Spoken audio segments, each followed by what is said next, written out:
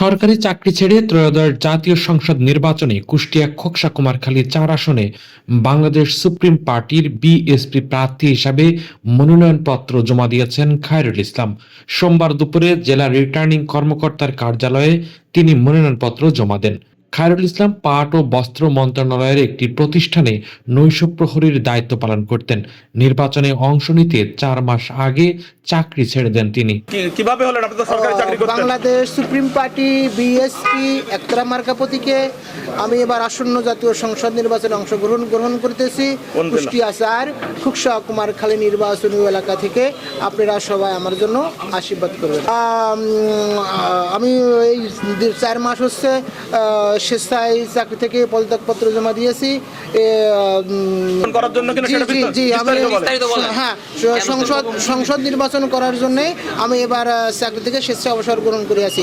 আমি গত বছর সংসদ নির্বাচনে অংশগ্রহণ করেছিলাম। ডিসেম্বর মাসের ৪ তারিখে আমার চাকরির জন্য পদত্যাগপত্র বাদ দিয়েছিল, এমপি নোশনপত্র বাদ দিয়েছিল। ওই জন্য আমি এবার স্বেচ্ছায় চাকরি থেকে অবসর গ্রহণ করিয়া আসিয়াছি।